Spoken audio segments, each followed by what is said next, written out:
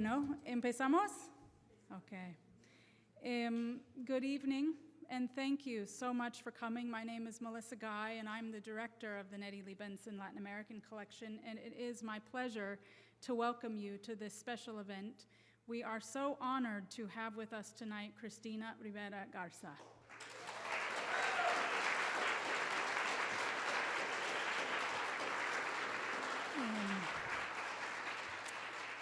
Before I do the formal introduction of our special guest, I want to take a moment and thank the people who helped make this event possible. First, I want to thank the entire Benson team, especially Dylan Joy. Where's Dylan? ¿Dónde está? He's way in the back. Dylan is our Latin American archivist, and he's helped bring the collection to Austin, and he's responsible for curating the sampling of materials that are on display in the cases here tonight to my right. It's just a small selection of materials from Cristina's archive, and if you have not had a chance to take a look, I hope you will do so before you leave here tonight. I also want to thank Lauren Pena for writing a beautiful piece to publicize the acquisition and for being Cristina's point person during her stay. And thank you to Adela Pineda, director of the Lozano Long Institute of Latin American Studies, for being such a strong partner, and to the Lilas Benson communications team, Susanna Sharp and Jennifer Mayu, for coordinating publicity with Travis Willman of UT Libraries. Lorraine Harricombe, Vice Provost and Director of UT Libraries, provided the financial support that made the acquisition and this event possible. And I would also like to say, I think this is the last major event before Lorraine's retirement.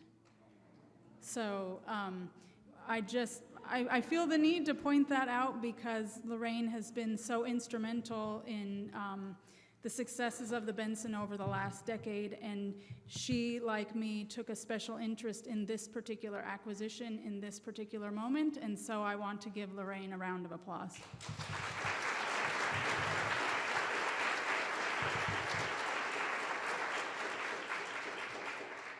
And I would be remiss if I failed to mention Daniel Arbino, former colleague who's moved on from the Benson, but who was instrumental in making the acquisition happen.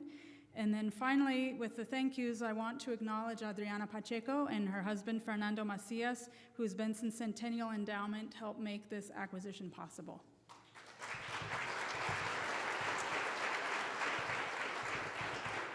And now for our guest of honor. Cristina Rivera Garza is the Hugh Roy and Lily Krantz Cullen Distinguished Chair and founder and director of the PhD program in Creative Writing in Spanish at the University of Houston. She studied urban sociology at UNAM in Mexico City and received her PhD in Latin American history from the University of Houston. She is an extremely prolific writer of novels, short stories, poetry, and creative nonfiction, whose works have been translated into multiple languages. Her entire bibliography is worthy of mention. I will refrain from doing so because it would take all night and you wouldn't get to hear from her.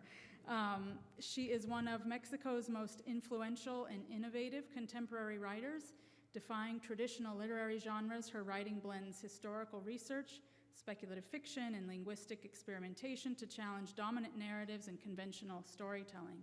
She is the only author who has won the International Sor Juan Inés de la Cruz Prize twice. First in 2001 for her novel Nadie me verá llorar, translated into English by Andrew Hurley as No One Will See Me Cry, and the second time in 2009 for her novel La Muerte me da, the translation of which was released just this past February as Death Takes Me, translated by Robin Myers and Sarah Booker. Of No One Will See Me Cry, Carlos Fuentes wrote, "It is one of the most notable works of fiction, not only in Mexican literature, but in the literature of the Spanish-speaking world at the start of the 21st century." Cristina's work has been received to global acclaim, and as such, she has won numerous awards. And I will just list a few here. Recent accolades include a MacArthur Genius Fellowship in 2020, just this year, the Canadian Blue Metropoli Prize, and of course, the 2024 Pulitzer Prize for her memoir about her sister, Liliana's Invincible Summer. She is the first Mexican to win a Pulitzer Prize.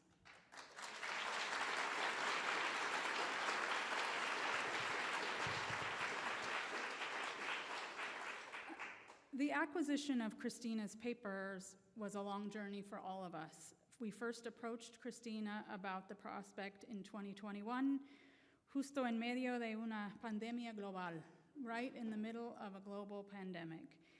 So after several twists and turns, and thanks to the patience of Cristina in particular and the efforts of a dedicated Benson team, we are finally here tonight to celebrate Cristina, her work, and her archival legacy that will live at the Benson for generations to come. Joining Cristina in conversation after her talk will be my friend and colleague, Dr. Celeste González de Bustamante. She is the founding director of the Center for Global Change in Media in the Moody College of Communication here at UT, where she holds the Mary Gibbs Jones Centennial Chair in Communication. Dr. González de Bustamante also serves as chair of the Mexico Center in the Lozano Long Institute for Latin American Studies, and she holds a PhD in Latin American History from the University of Arizona. She recently co-edited a volume titled Violence Against Women in the Global South, Reporting in the Me Too Era, published by Palgrave in 2023. And now, without further ado, please join me in welcoming our guest, Cristina Rivera Garza.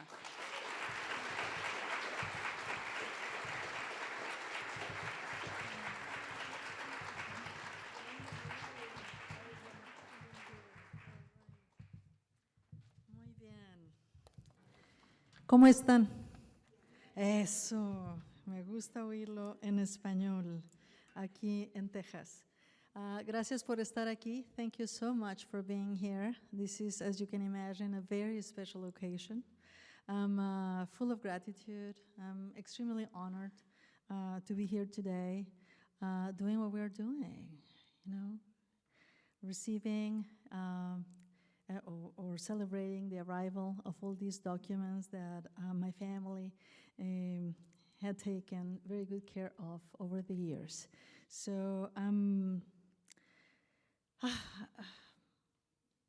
touched by everything this day, and again, very thankful. Melissa, thank you for the introduction, and thank you for all the care and devotion you've put throughout the process. You've mentioned all the names that I had in mind to thank, and of course, the first conversation I had about the possibility of bringing the documents, Liliana's documents, to this institution was with Adriana Pacheco, who is here in the first line, the first row. I had just finished writing a book that was very personal and very difficult to write, and I had just realized that I didn't have the facilities or the knowledge to take good care of those letters and notes and books and notebooks and blueprints and postcards and napkins and all that. And I just started to worry about that. What am I going to be doing with this? I read them. I took very good care, as much as I was able to, of the documents, and then I had to prepare myself to let them go. And so I was extremely happy when we started this conversation with Melissa and with the whole team, with Daniel at the very beginning.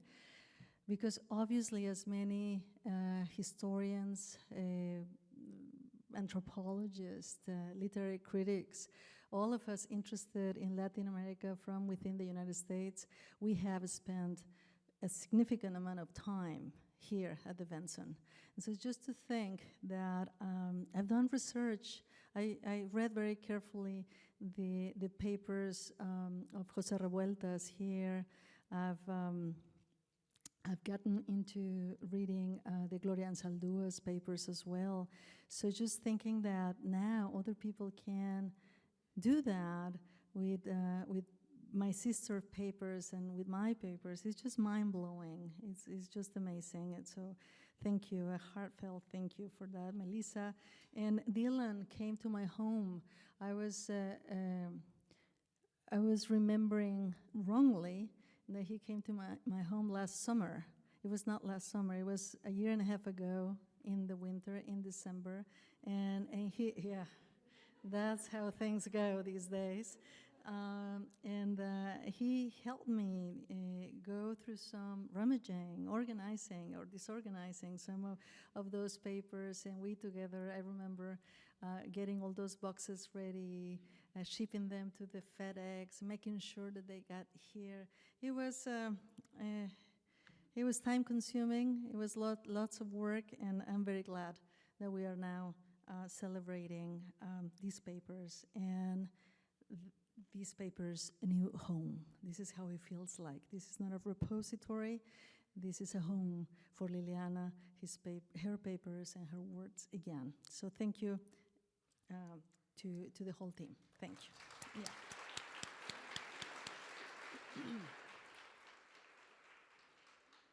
So as all professors, I tend to take more time talking than I think I'm taking. And so I decided to write some brief remarks today about issues that have been going through my mind as I was preparing for this occasion. So if you allow me, I'm going to read these, and then after that, we'll start the conversation with Celeste. Thank you to you, Celeste, as well. Oh, and I failed to mention Lauren. Thank you so much for being so nice and generous, a wonderful host here in Austin. So that was wonderful, too. All right. I want to dedicate this moment, this gathering, this communion of sorts, to the memory of, it always happens, to the memory of my late father, Antonio Rivera Peña, who passed away on a Sunday, a good sign, I'm told, on March 30th, 2025, not too long ago.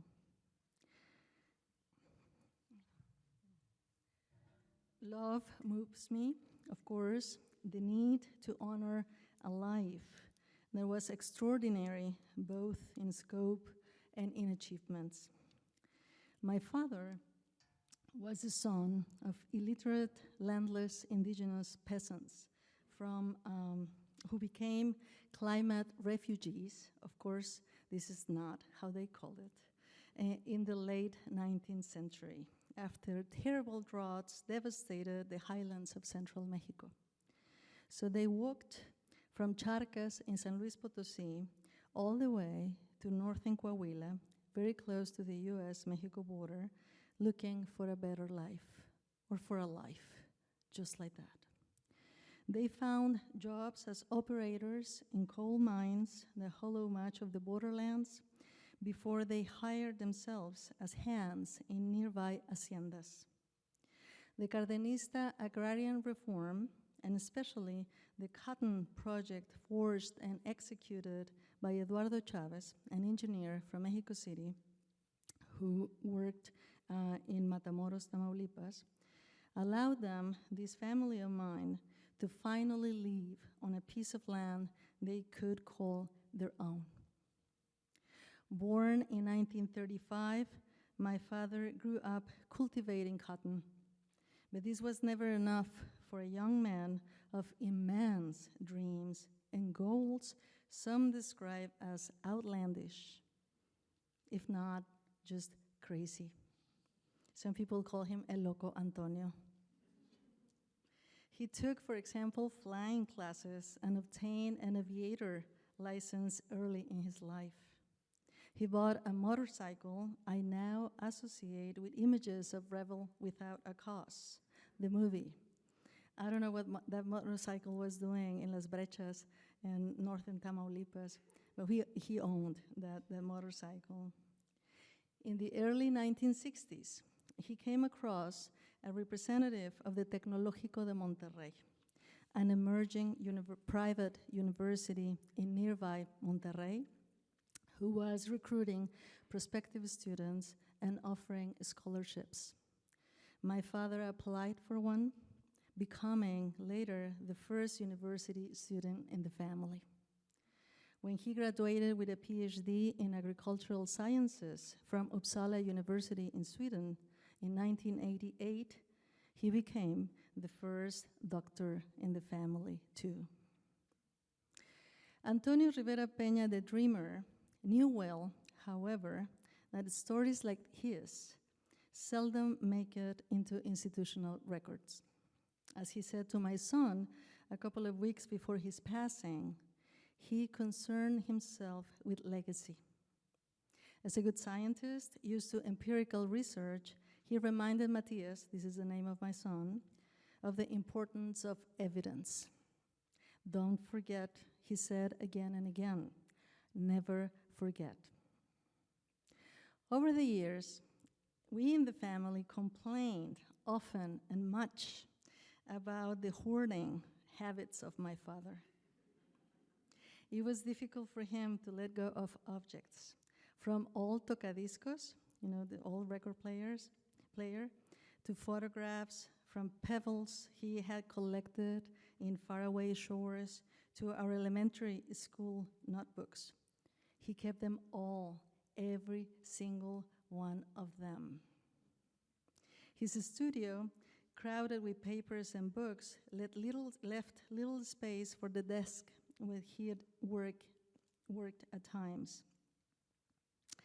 I have now gone through some of his papers and realized that very much like Liliana, he was in the habit of keeping every single piece of paper he had ever written on. Letters that he had written and rewritten, como las pasaba en limpio, ¿no? As we say, more than once, telegrams, poems, and much to my surprise, a short story about a trip to the sun. So, a science fiction writer now. The papers that arrived today at the Benson collection exist in the first place because my father cared about memory, the collective practice that reminds us of where we come from and that gives way to where we'd go.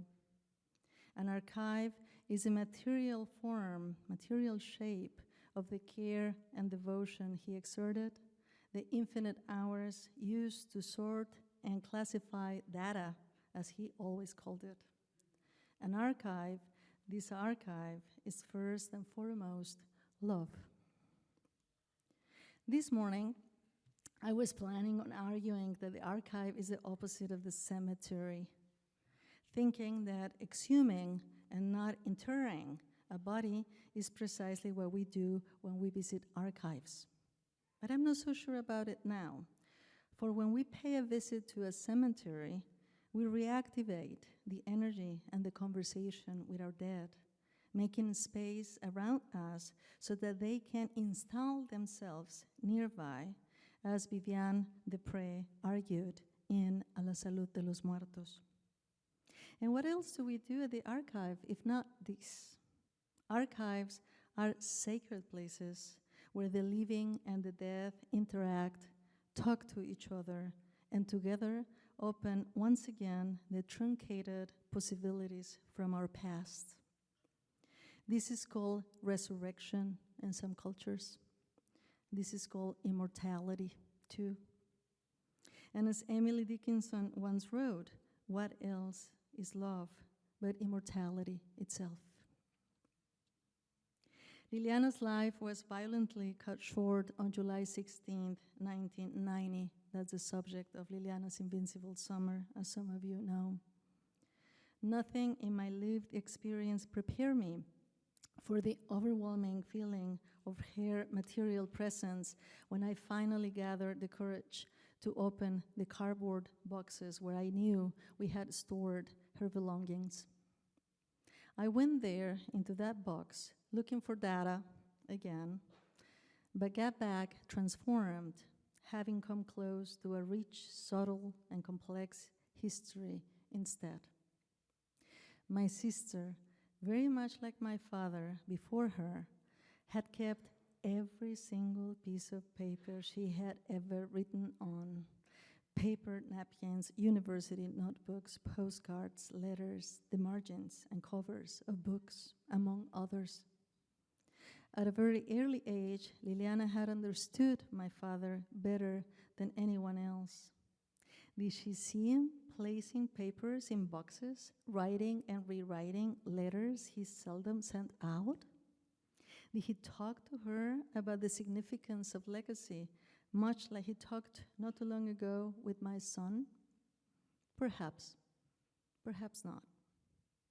What I do know is that it was thanks to this plethora of papers that I was finally able to write the story I was meant to write when I decided to become a writer?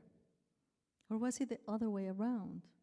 I decided to commit this life story to memory, thus making the daring, outlandish decision of becoming a writer. Perhaps, perhaps not. Liliana's voice and silences flew at me as the origami letters unfolded themselves once I opened those boxes. I made every single effort to follow those signs as closely as I could. Now, thanks to the Benson collection, others can likewise approach her writings, allowing them to generate, to produce, to create their own Liliana, and the many Lilianas contained in my sister's writings.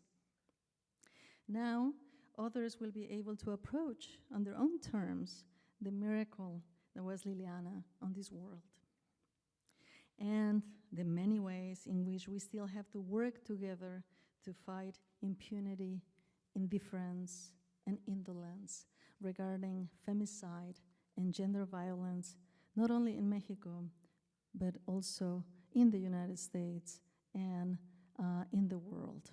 I do agree with Rita Segato when she describes our age as one, as an unleashed war against women. And I think femicide is just a reminder of how lethal this war is. Because an archive is too a form of restorative justice, these papers might not be able to bring the femiciders, Ángel González Ramos in this case, to legal justice, although at times papers such as these have done just that. But the justice that concerns itself with memory and truth lies here in these rooms, ready to leap at us, showing us the way for a more fair and more livable world. You know, as I know, that we are facing difficult times. I'm putting this lightly, to say the least. I really believe that archives will stand firm between oblivion and collective memory, between fake news and truth, in any case, our truths in plural. I deeply believe that the lived experience contained in these rooms will keep us on our toes, reminding us who we are and what we fight for. Let archives do their breathing and allow them to revive ourselves. That's my wish. Thank you so much.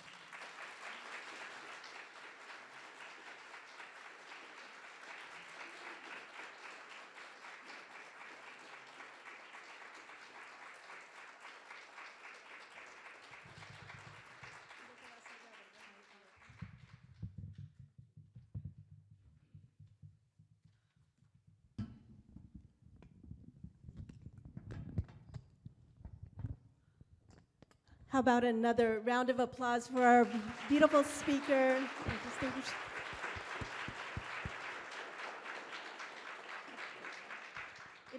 It is such an honor to be sitting here with you, Cristina. I have to say that I was so moved by the book, Liliana's Invincible Summer, and I keep going back to the beginning when you're taking us through the labyrinth of what is the Mexican state bureaucracy, when you were trying to find her file, the case file.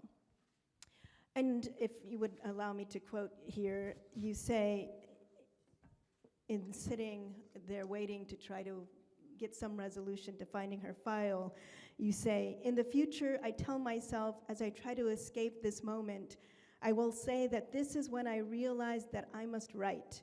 I must replace this file I may never find.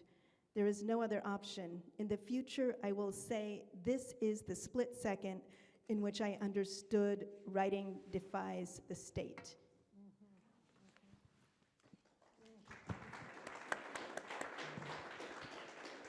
Can you take us back to that moment?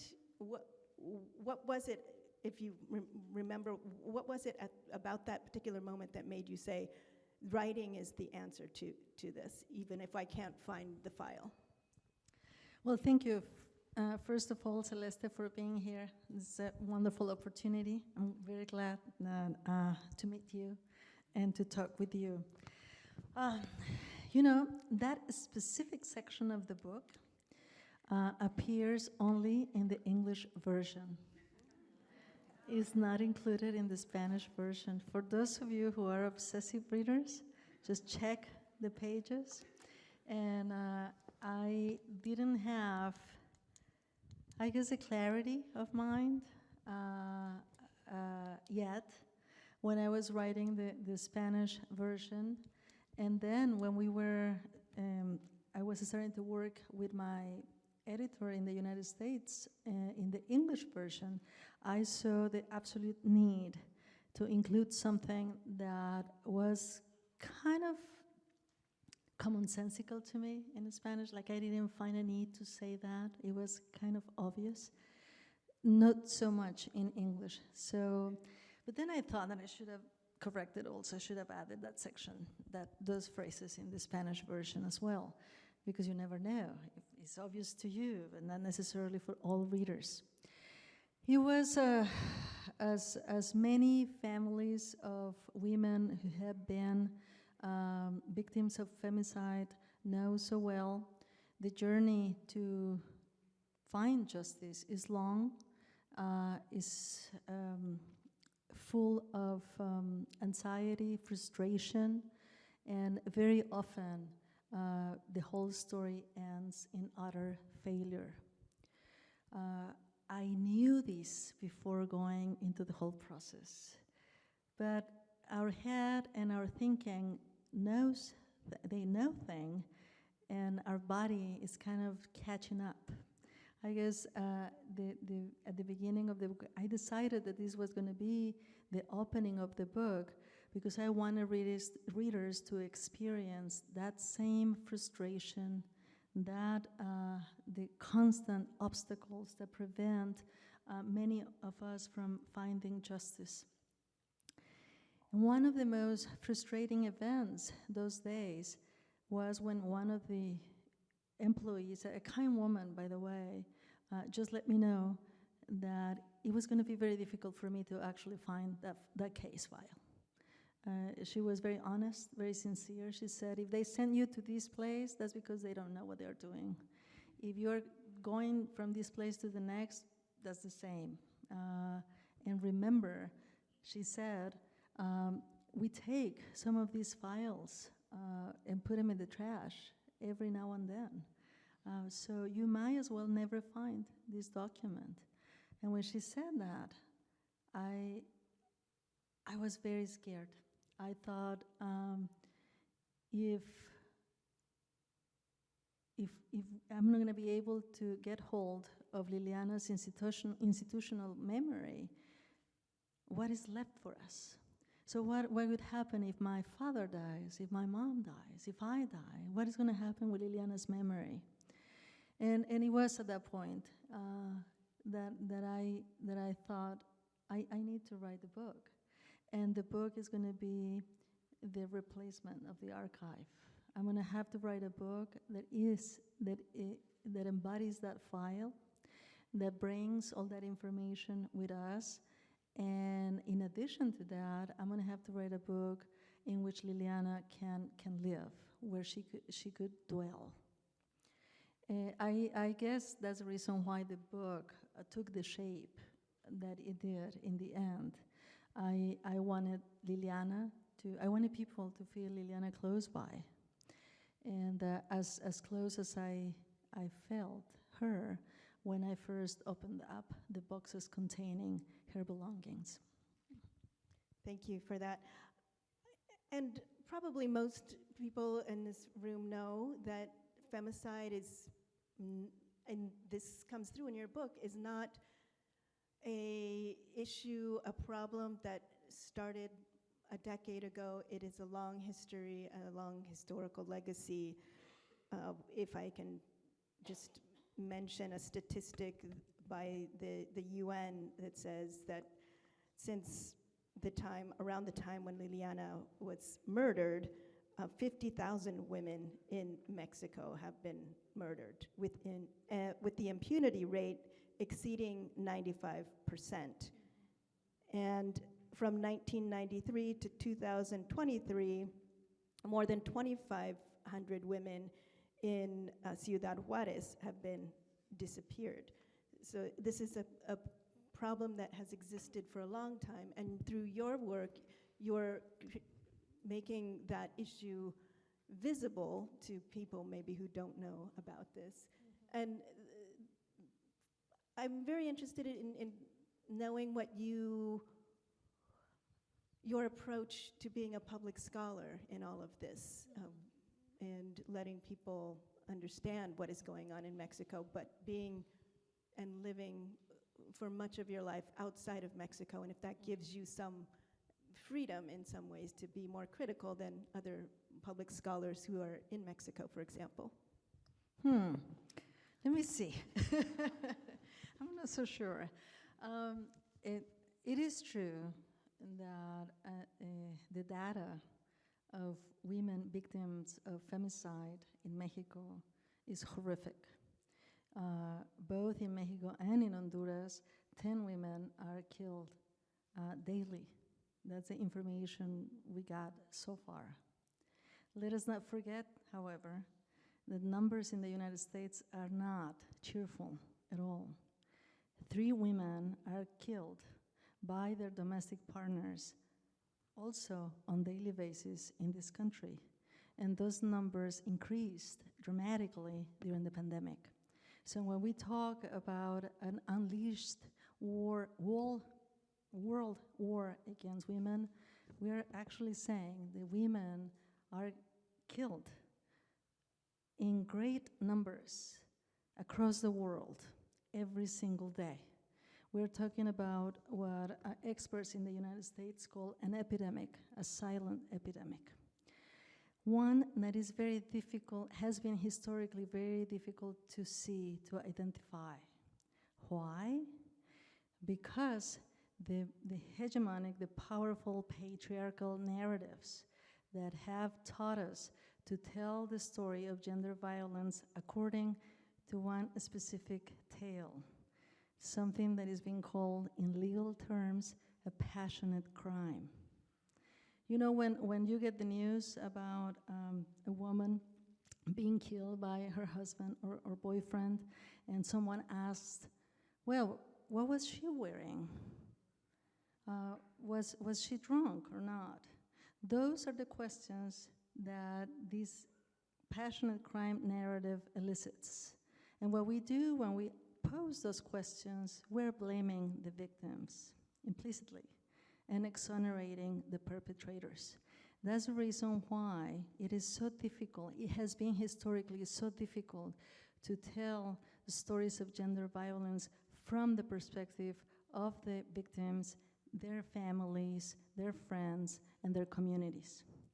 And you cannot do this alone. This is not something that a writer can just think about one day, one good day, and say, now I'm going to change the narrative because I'm a writer. We need language, we need words, we need concepts. And that's what the very brave, very energetic, very much alive feminist movements throughout Latin America have been doing in the last 20 and 30 years. Just making sure that we have precise and compassionate words to tell these stories, not from the perspective of power, but from the perspective of women themselves. So that's, by the way, a reason why I had to wait about 30 years to be able to write this story. Obviously, it is the issue of my own personal mourning cycle, being emotionally strong to be able to face this story. But at the same time, I needed the language that these feminist mobilizations were able to coin over these years. And you know this language. Yeah, we no longer say, in Spanish, I'm going to say this word, piropo, or catcalling, right? We now know that this is called sexual harassment or harassment, right? We don't say this is an office love affair. We know that that's labor harassment these days, right? All those words, we needed, I needed all those words to be able to read Liliana honestly and profoundly, and to be able to move Liliana's language into a book. So I think what allowed me this possibility was precisely a very strong feminist mobilization in Mexico and throughout Latin America. Sadly, we are seeing here how women in the United States are losing rights, by the second, and how our capacity to engage critically with gender violence in this country is cut short.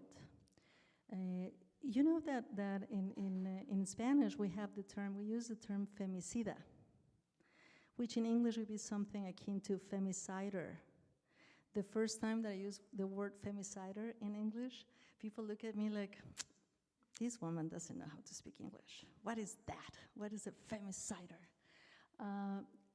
Obviously, that speaks to the lessons that feminist mobilizations in this country might learn from their equals coming from Latin America, because we need, yes.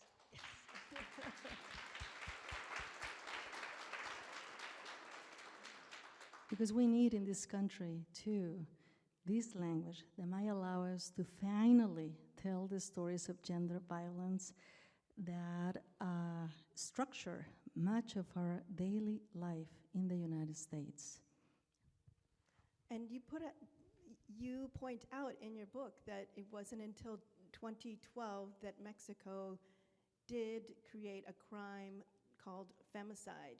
And I will say also that in the United States, there is no separate penal code for femicide in this country to this date. That is true. So Yeah, you no, point that out. absolutely We true. have a lot to learn from what is and happening in Latin America. you know what else is very strange to me? You remember not long ago, Italy. The prime minister supported the incorporation of the crime of femicide in the penal code, which is kind of mind-blowing and baffling, given the fact that she's extremely conservative. And so I'm still trying to think through that one. I'm preparing an answer for that. I wonder if we could switch gears and talk or go back to some of the comments you made in your remarks about your father's ability, if you will, to collect things, and Liliana doing the same, and what the experience was like for you working with her papers, and also, do you have that same practice as well? The writing and rewriting, and the writing a whole page just because a comma was misplaced, and creating copies and copies of these materials. That's how I became a writer. So now I'm blaming that on my father, and it's just so funny to me. Just as I was just browsing some of his papers, just looking at a letter that was written 2 or 3 times with very almost unnoticeable changes in it, and just this idea that everything has to be committed to language. Otherwise, we are always on the verge of forgetting, and therefore of disappearing as well. So I personally don't remember having seen my father doing that. I certainly saw him collecting things endlessly and complaining about that bitterly. But I guess some of that transpires over time, and sometimes we never know what is actually shaping us, influencing us in a way. But now that I've seen that in his papers, I'm going to say that obviously the seed is there. This is what we ended up doing all the time. Going through Liliana's papers was such a painful, delicate, and at the same time joyful journey. I was Liliana's older sister. I didn't get to meet her as a university student. I knew that she was witty, that she had a very quick mind, but I would have never called her, what's the word in Spanish? Era, es un chilanguismo, como le decía un amigo de ella, era, siempre se me olvida, cábula. I would have never thought to call her cábula, as some of her friends did. A great sense of humor, a devotion to her work, too, as an architecture student. I knew that she was interested in the visual arts. That's the reason why she became an architect, or was becoming an architect.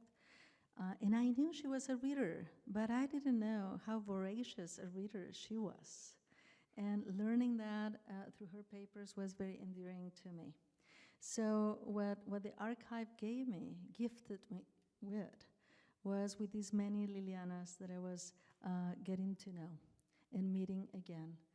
That's the reason why I mentioned in my remarks. That's what archives do. They multiply our loved ones. They give others the possibility of participating in the production and creation of these multiple Lilianas or multiple loved ones in general. And I'm grateful for that, obviously. So trying to discern the patterns of her handwriting, writing over her handwriting, transcribing. That's something that I have done for other kinds of documents as well. Doing that for her was almost like a medium-like type of practice. I felt extremely close to her. I felt materially close to her. And that became the guiding principle for the formal aspects of the book. I knew that most of us are somewhat familiar with the stories of femicide or gender violence in general. And I was going to touch upon those issues, but I wanted readers essentially to come out of the book feeling that they had dealings with Liliana, that they had shared a piece of experience with her. I'm convinced that that's what writing is capable of.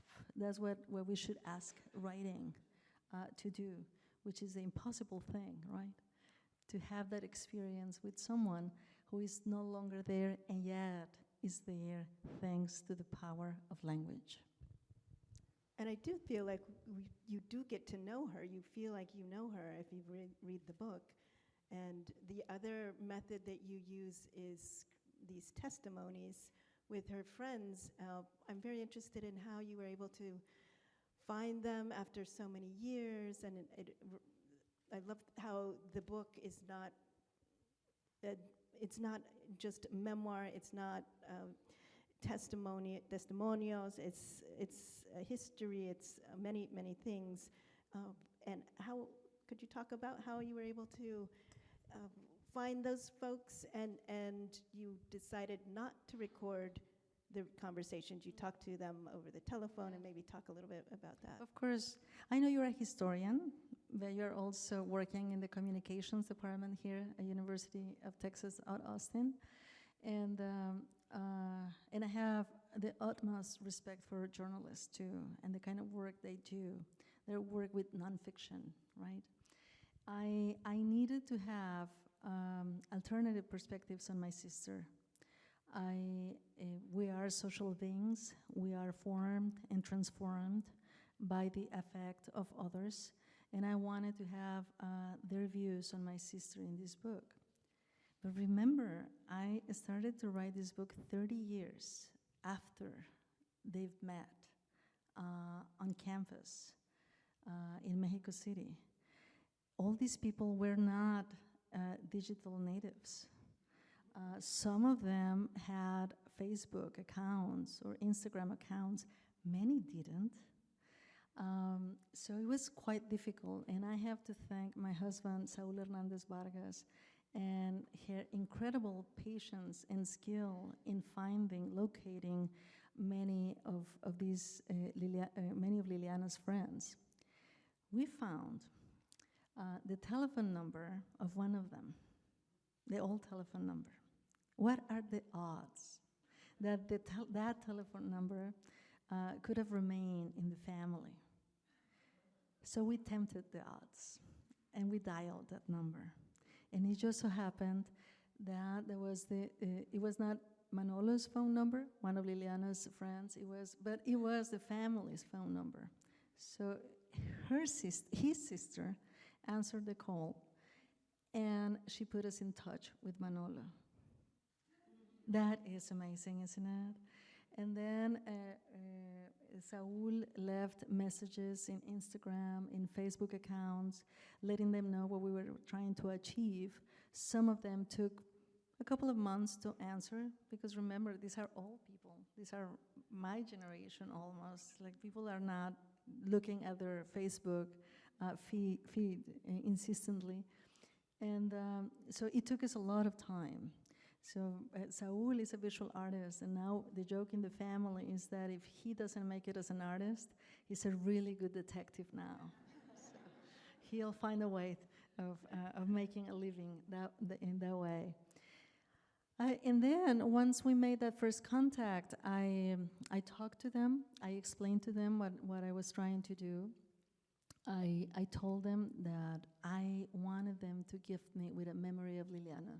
I didn't say, tell me, share with me your best memory or your worst memory, or I didn't give them any kind of indication, just that.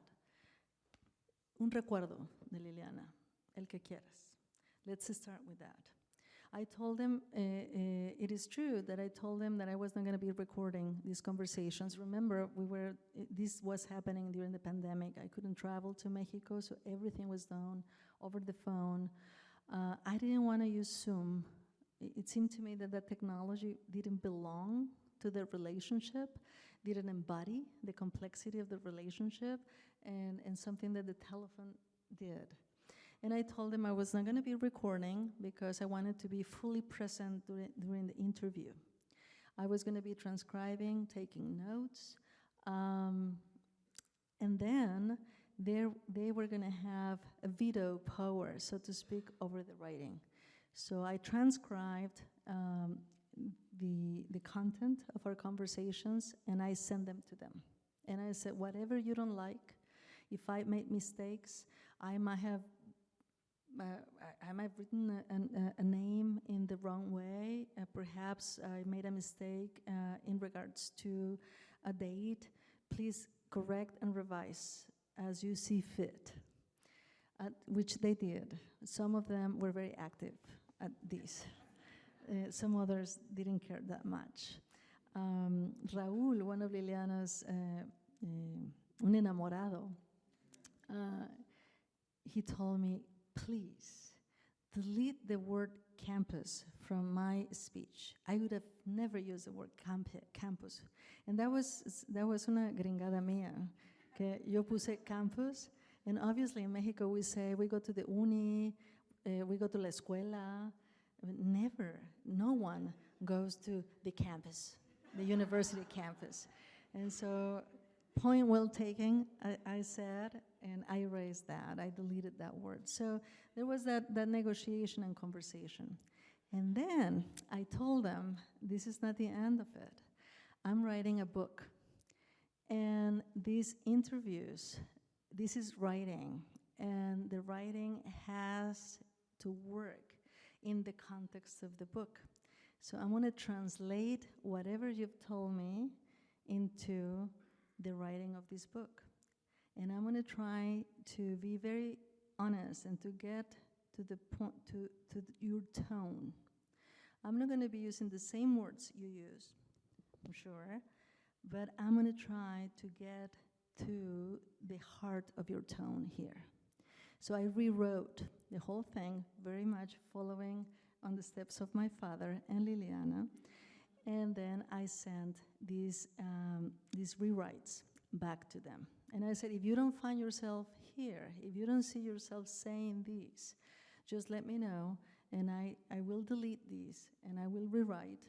But I need this to work in terms of the rhythm, in terms of the sound of it, in terms of the imagery. I need this to work in the context of the book.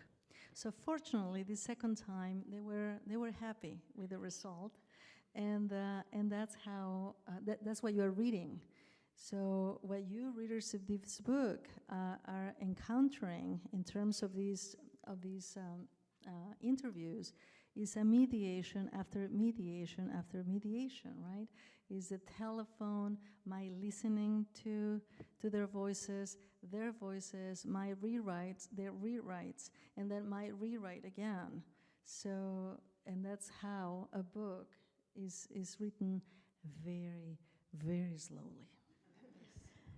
And I've just imagined through these rewrites, you get closer to the relationship, to the actual time frame and the interactions. I wanted to, obviously, you've been very successful as a writer, so many awards, and that's why we're all here today. But you say something in the book, in Liliana's Invincible Summer, that says that she was the writer in the family. Yeah, yeah. So, and I was very honest when I wrote that. I thought about that phrase a lot because I didn't want to be, unnecessarily humble. But what happened is when I went through Liliana's writings, I realized that she was writing quite a lot, all the time. It was when I enrolled at the UNAM as a sociology student. And I don't know how many sociologists are there here today. 1, yeah, 2, excellent. 3, 4, oh my gosh, the world is full of sociologists now. But when I decided to study sociology at the UNAM, it was, among other things, but it was related to the fact that in the info that we got, it said that the task of the sociologist was to change the world. And I thought, well, that's a nice profession. I'd like to do that. So when Liliana was writing and rewriting, I was changing the world and didn't have enough time to write. I was reading voraciously as well, but I really, truly, I was writing perhaps a page or two, but not with the devotion and the discipline that she had. And so when I read her papers, it was clear to me that she was not only expressing herself. It was a young woman, of course, trying to find her way in a difficult society and specifically in a very difficult relationship. But she was also writing as a writer. I mean, she was playing with form. She was messing with the format of the letter, for example. Those of you who have read the book, you know that some of the letters she began with the signature and then ended with the greeting, right? And sometimes she wrote like that, very dramatic, to me, very powerful text in which she omitted every single space in between words and in between sentences. So there is just one long line that is, in fact, very hard to pronounce, indicating to me the lack of air, the suffocating stage that she found herself at. So that to me shows that she was thinking about form. And then that was just my intuition. But later on, as people started to communicate with me in regards to the book, they've, two persons, one of them living in Toluca, found an old literary magazine in which my sister had in fact published one essay about black music in the United States, for example. And then I found in my father's archive an article she published in a local newspaper. So I was right. She was writing, she was preparing herself, she was looking for venues to publish. And she was 19, she was, I don't know, 18, 20, just trying to find the best way to share these ideas. And that's why I'm happy now that I wrote that phrase. She was a true writer in the family in the 1980s, that is for sure. And you are a true writer right now in the 21st century, for sure. I'm thinking about her papers here they're located here at the Benson Latin American Collection. Why did you choose to have them here? And you might have chosen someplace else, but why here? Well, I'm going to add an ad here. The translation of the English translation of Autobiografía del Algodón, Autobiography of Cotton, is coming out early next year in February of 2026. For those of you who have read the book in Spanish, you already know that the history of my family is deeply rooted in Texas, in southern Texas specifically. In Autobiography of Cotton, I explore the migrating story of my grandparents, both maternal and paternal. They, as I said, my paternal grandparents walked all the way from San Luis Potosí to these areas. They crossed the border. No, my paternal parents, they didn't. They stayed in the Mexican side of the U.S.-Mexico border. But my maternal grandparents actually came at a very early age to the United States and became laborers here in cotton farms and pecan farms too. So it seems to me that it was just natural to have these memories here in the same place that witness their lives, their survival, and their dreams as well. And I'm just amazed at the fact that now other eyes, other perception systems will be able to approach Liliana's papers, well, my papers too, and some, all what my father and Liliana and I myself was able to collect. And the fact that reading that, interpreting those papers might generate, but contribute first to collective memory, that's extremely important. But at the same time, interpretation comes with imagination. And just being able to multiply that experience, to make it meaningful for our present, I think is fundamental, specifically now. I truly believe in the power of archives. What I said at the end is something that I'm saying from my heart.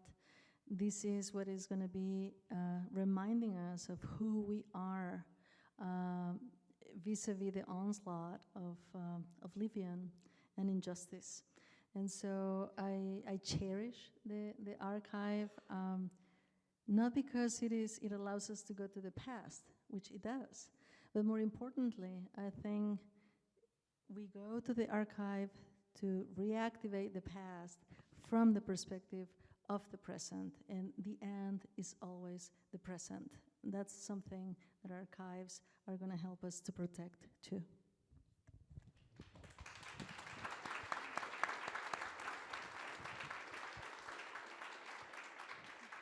Thank you. You also said that Liliana knew that writing was a distance-demolishing technology, and I think in some ways the archive is that as well, right? Mm-hmm. That it brings us to that moment. It diminishes that time that has passed. Think of it. So we come to the archive, and we're not only reading, we're not just looking at things, we're touching papers. And when we are talking about effective archives, these archives that go beyond and against the state, we are touching the materials that contain the traces of affect. And I guess we don't think enough about the touching part of it. So we usually have to travel to go to the archive. We have to place our body in a different context, and then we smell, and then we touch, and then often we have to rewrite. If we're allowed, we can't rewrite on top of the documents. I guess this is something that you shouldn't do, because we have to take care of them. But this is as close as we're going to get to our loved ones or to people we are interested in, and to the experience of others that we didn't know, but we're getting to know. And that's another reason I described archives as sacred places, not because they are solemn and protected. It's because they allow us that interaction between the living and the dead. This is where it happens, and I'm very thankful for that too. Thank you. I can go on, but I know there are lots of questions from people in the audience, so let's turn things over to you all. Wow, there was a lot of energy in that hand. I like it. Hi, buenas tardes. ¿Qué tal? ¿Qué tal? ¿Cómo te llamas? Estefanía. No sé, ¿me paro o me quedo sentada? No sé. Pues mejor párate para que te pueda oír bien. Yeah, good. Buenas tardes, mucho gusto en conocerla. Conocí de su libro por un TikTok.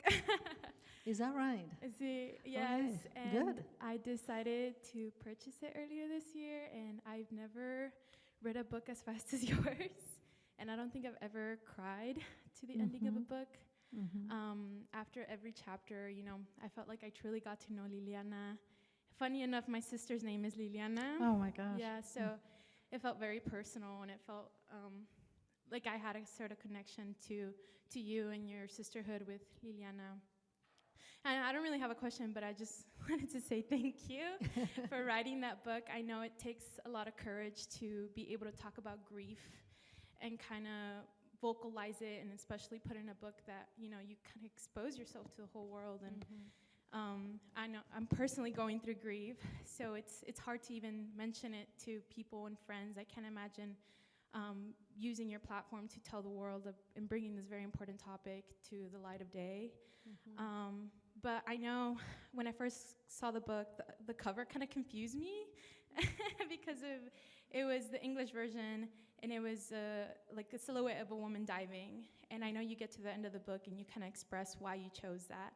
So I don't know if you want to talk more about it, because I thought it was a very, very beautiful kind of full circle moment that you reach at the end. Yeah, well, thank you so much for your question. And yeah, isn't this amazing about writing, that the same words that we use to ask for a cup of coffee, a glass of wine, some change, are the words that are going to be able to bring back to life, to our midst, the people that we love the most.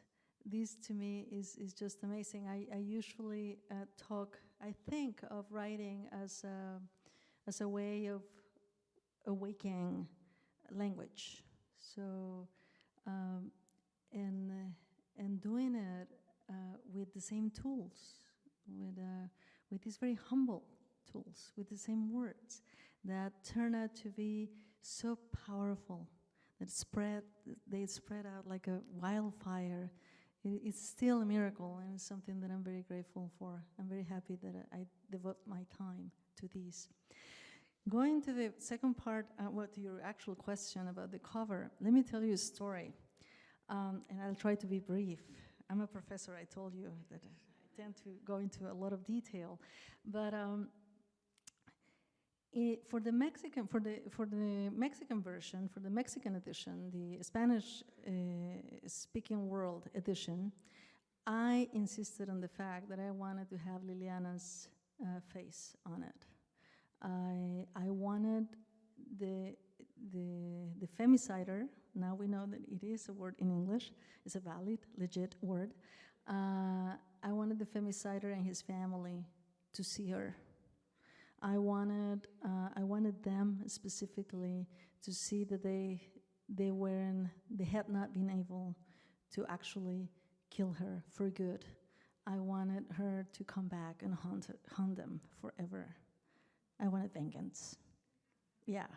But at the same time, I wanted other people to to get to that point of familiarity that you are mentioning.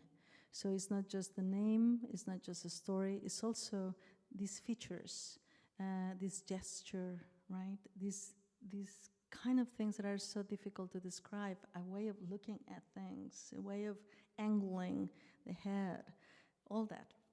Well, that was great. And we chose that picture, and I was very happy. A friend of Liliana, in fact, took that picture. It was Oton, and it was great. Good story. Then we crossed the border with the same book, and the team at Hogarth gave me some options.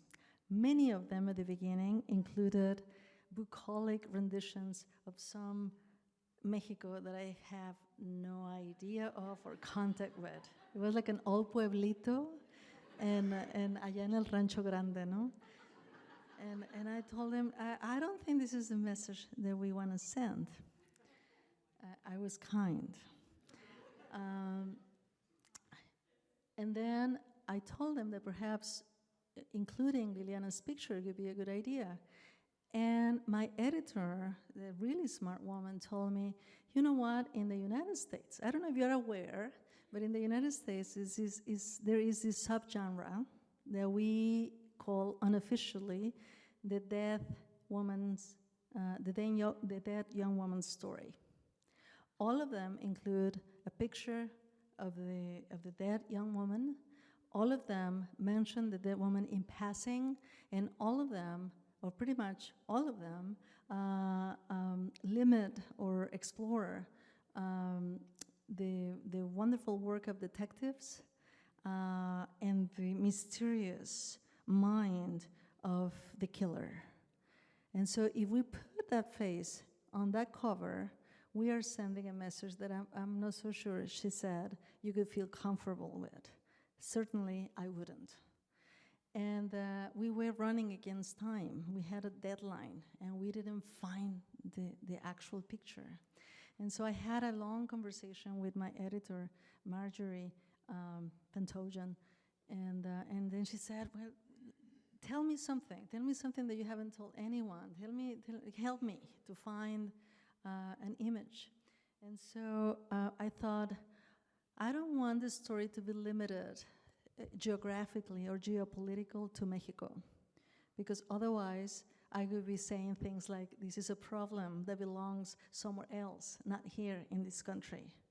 And that's a wrong message. So, there is something universal about swimming. I mean, obviously, there are class issues related to it, specifically in Latin America. Not all the people have access to swimming pools. But it seemed to me at that point that the swimming encapsulated a lot of the affect I shared with my sister. And so I just shared that idea with her, and she came back with that image. And as soon as I saw that, I'm like, this is perfect. This is the diving, which is akin to the research. I love the color. I love the woman just going deep inside, deep down, finding the truth, finding the words to express that truth. And it was a click. It was immediate. I have seldom been as convinced by a cover as I was with the English version cover of this book. I really, truly love it. Yeah. Thank you.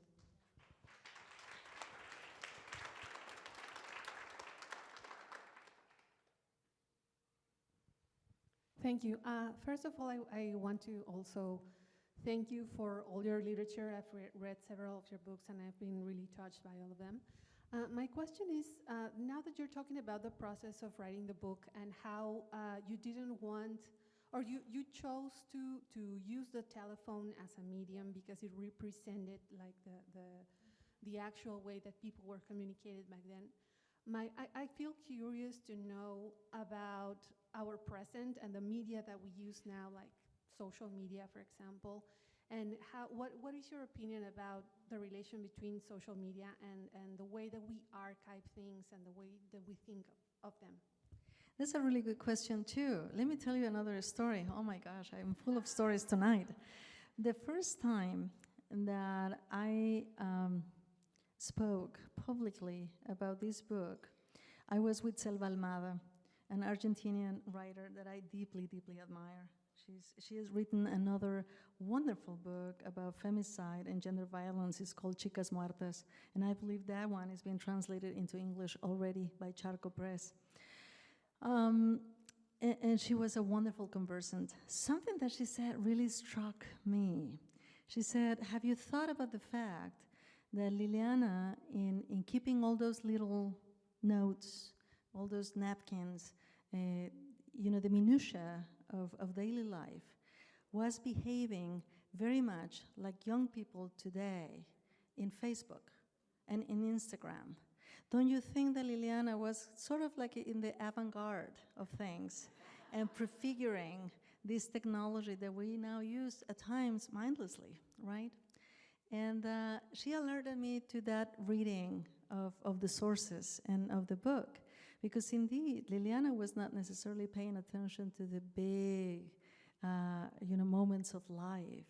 She paid equal attention, kind of like Borges, as Borges talks about archives, to a birthday, but at the same time she was talking about her cat, and then she in fact kept every single receipt she got from the no bookstore, but papeleria, exactly. The stationery, yes, and kept them folded in a very neat way. So she was an archivist of daily life, which is what we are when we are lucky and our best, when we are dealing with Facebook or Instagram or Twitter, right? So I don't see a disconnect there. I think there is a possibility of actually reading those notes and those fragments from with the lens of our contemporary technology as well. Now, I wanted to use a telephone for the reasons I mentioned before. This is a technology of the time, and this is a mode of communication that I presumed was very familiar to, among them, Liliana and her friends. But I've used in some of my work Twitter. I actually once authored a short novel based on my Twitter feed, and I'm curious that way. If my students are using something, I need to learn what they are dealing with, and I'm up for it. Sometimes I get bored. Eventually, I got really bored with Twitter, but I'm bored with newspapers too. So it all depends what you're looking at. My position in that regard, and well, we're not going to be talking about artificial intelligence right now. It's such a huge issue. But my position is I better learn what my students are using, what young people are using, because I want to communicate with our world today as we are living it. And I shouldn't have the privilege, I don't have the privilege of just ignoring what is happening.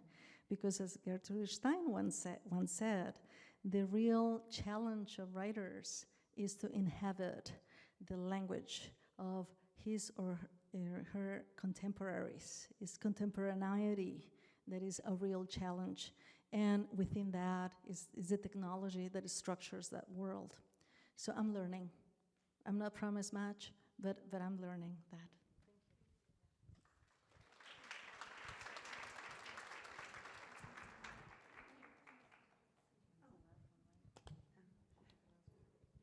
First of all, thank you so much for your deep humanity and for your many very useful provocations.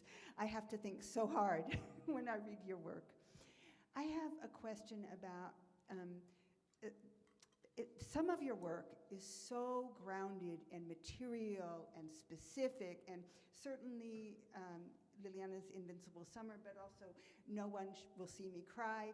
You know, you can see, you can feel, you can touch. And then the Iliac Crest, it's like, where are we? There's a north, there's a south, there's a coast, there's a city.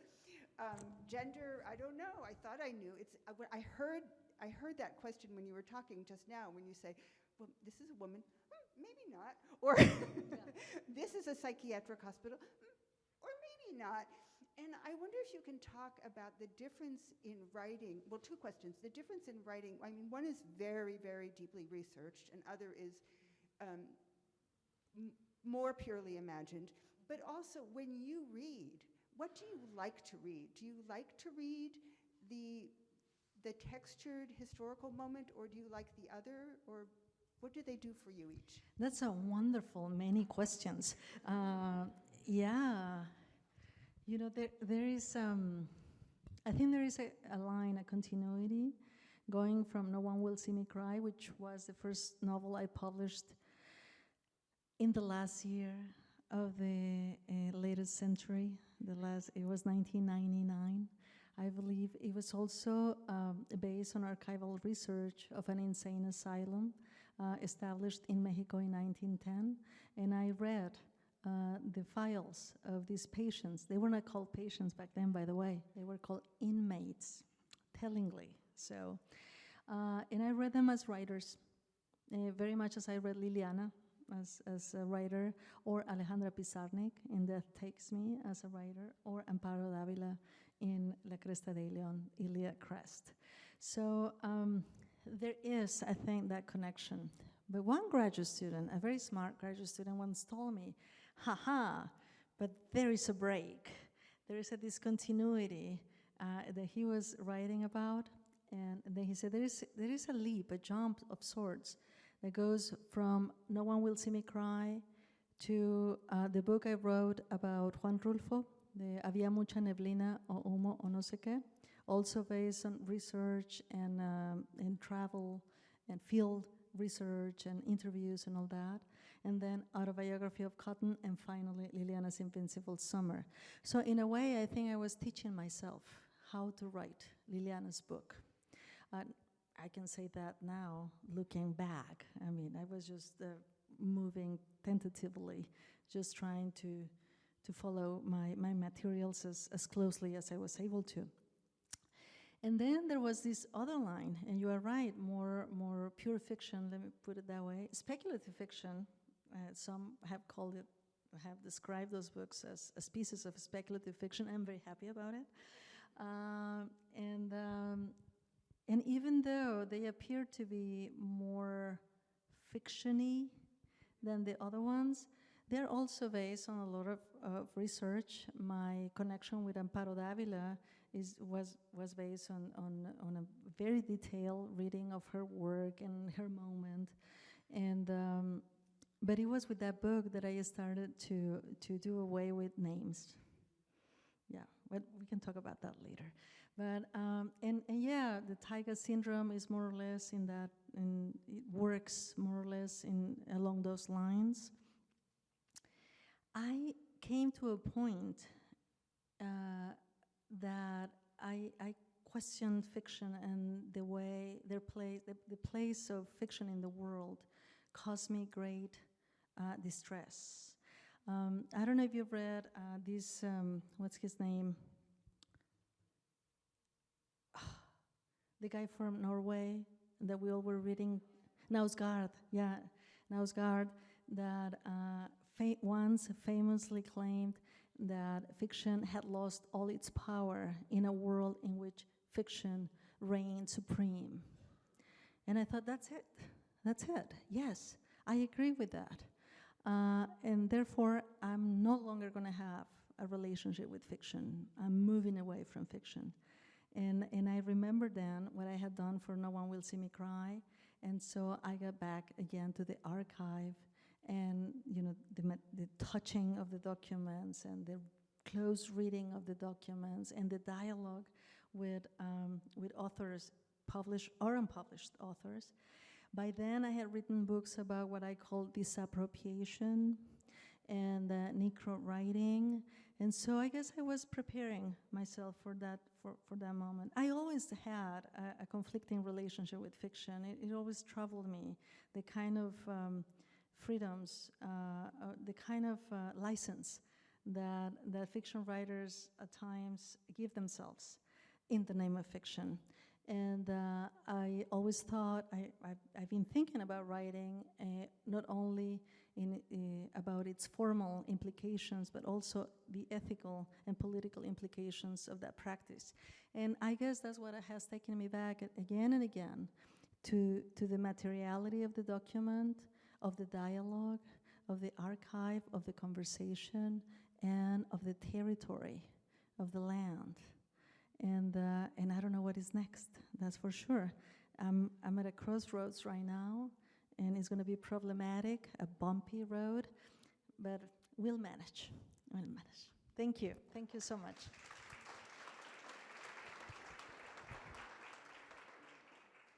Can we do one more? La última en español para terminar. Ándele, pues. Me siento muy feliz de poder verte hoy. Quiero decirte que te tocaron vivir 30 años sin poder abordar este tema tan doloroso, porque de ese dolor tenía que nacer un libro de alguna manera estilísticamente ambicioso. Me gusta porque durante el conversatorio ella iluminó el texto y dijo algunas cosas que como lector a veces es imposible no tener esas percepciones. Me gusta que tu libro anda a caballo entre la memoria, entre la biografía, entre la novela, y también me gusta el hecho de que a pesar de un tema tan personal, a veces está ese narrador solo para exponer esos hechos y ventilarlo de una manera tan personal, pero a la vez tan independiente. Me gusta también porque he seguido de alguna manera tu carrera, porque soy hondureño y porque compartimos un mismo dolor en común, que es haber tenido nuestros países como cuna del feminicidio, México en Ciudad Juárez, como lo mencionaste, y bueno, yo soy de San Pedro Sula, quien después de Ciudad Juárez se convirtió en la primera ciudad más violenta del mundo. Me gusta porque es un tema del cual mucha gente se ha desligado.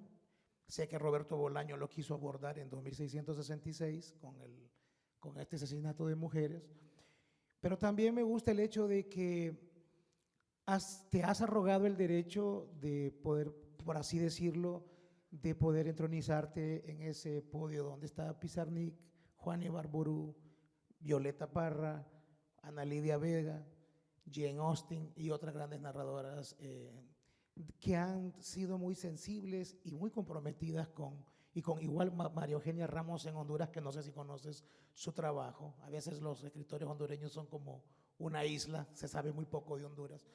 Pero igual te quiero dar las gracias por compartir hoy con nosotros y bueno, estamos muy contentos de que venga ese nuevo libro sobre el algodón y esa es mi participación. Muchas gracias. Excelente, muchas gracias. Voy a terminar esta intervención en español. ¿Saben por qué? El libro sobre Rulfo, el que se llama Había mucha neblina o humo no sé qué, termina con un capítulo escrito en mije. Yo no lo escribí en mije, se fue traducido al mije. Y para mí era importante porque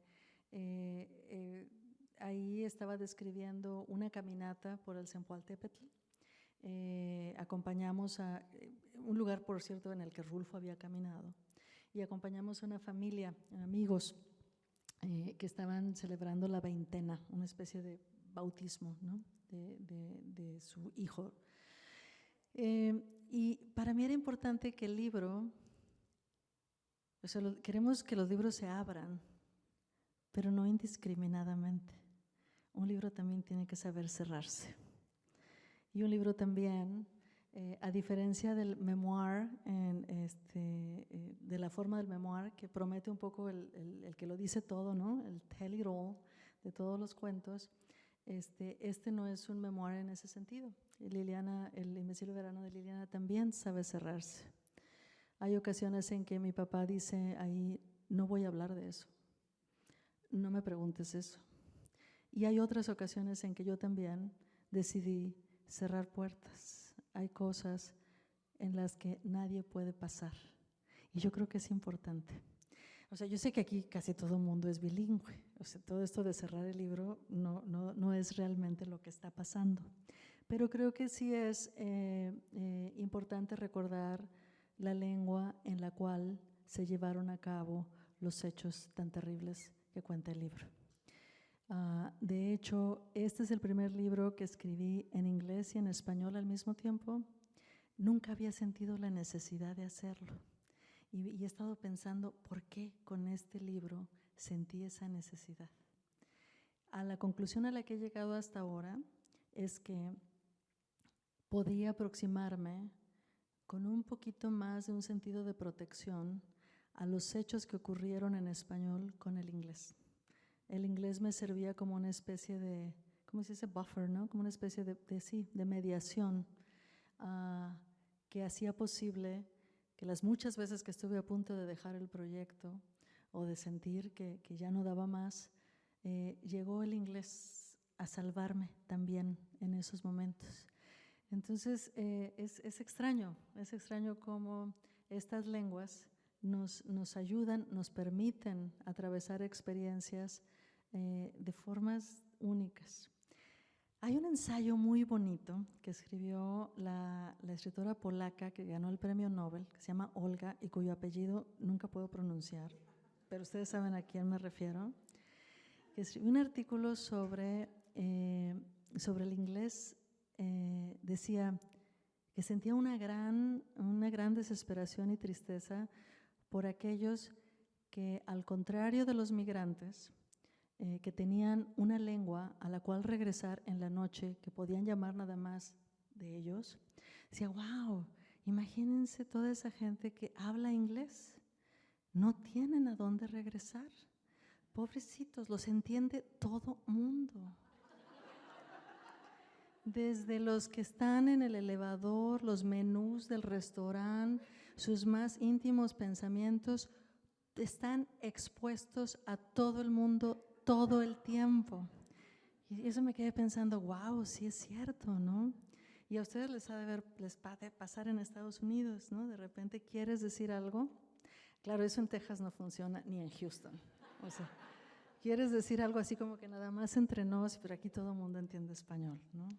Pero si estás, no sé, en Iowa o incluso en San Diego, donde viví mucho tiempo, a veces yo hablaba con mi hijo en español y era como esta pequeña complicidad, este cuarto para nosotros solos, donde podíamos dirimir diferencias y a veces en la noche lidiar con la nostalgia y con la melancolía. Entonces mantener, yo creo que Olga también decía algo, que se estaba tratando de trabajar en crear en usar una de esas lenguas muertas, a ver si las podían revivir, de tal manera que los que solo hablaban inglés pudieran, por favor, hacerse de otra lengua donde descansar. Y a mí la idea me pareció maravillosa y guardo esa relación con el español y el inglés en este país, y quiero el inglés y trato porque lo habito y porque me impacta y me importa todo lo que pasa en esta lengua imperialista, tan eficaz, pero que también, como en este caso, me permitió el gozar de una protección que de otra manera habría hecho imposible escribir este libro. Entonces aquí va, en English y en español. Muchas gracias a las lenguas por existir y a los migrantes por darnos de todo. Gracias.